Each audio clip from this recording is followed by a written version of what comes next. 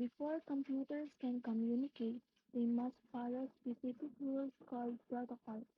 These rules make sure that every message sent from one device is received and understood correctly by another. To summarize, the rules of communication, encoding, formatting, message size, timing, and delivery options make computer communication accurate and reliable. Without these rules, devices wouldn't be able to send and receive data properly. That's why understanding this concept is very important in networking. Setting up the network. Add two computers, which is PC0 and PC1. Place one switch in the middle. Connect PC0 to switch port and PC1 to switch port using copper straight through cables.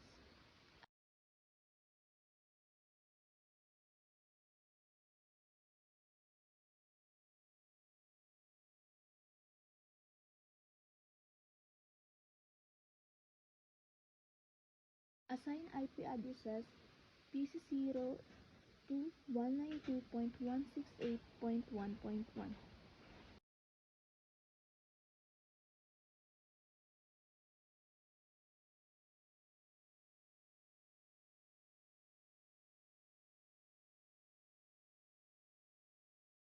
and PC1 to 192.168.1.2.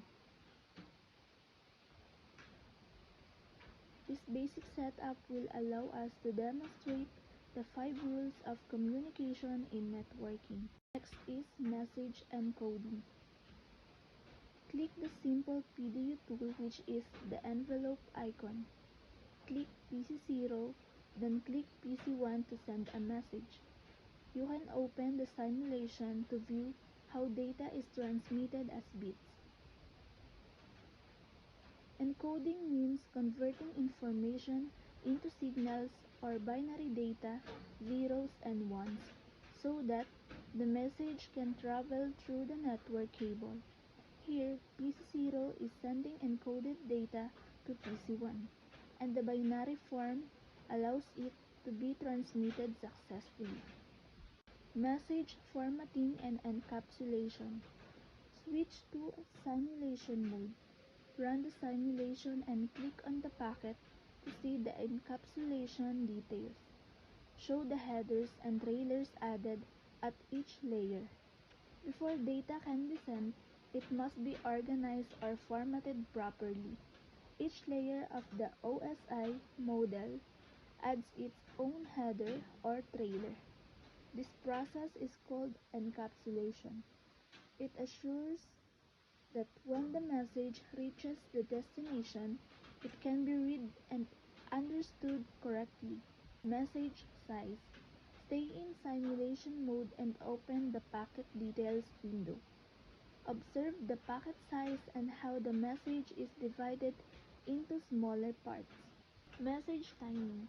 In simulation mode, look at the event list to see the time intervals between packet transmissions. Observe how data is delayed. Message delivery options. Add one more PC, which is PC2, and connect it to the switch.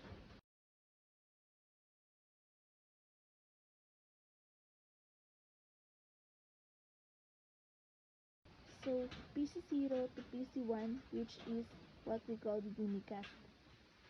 Then PC0 to switch is what we call the broadcast. And last, PC0 to PC1 and PC2 is what we call the multicast or conceptual.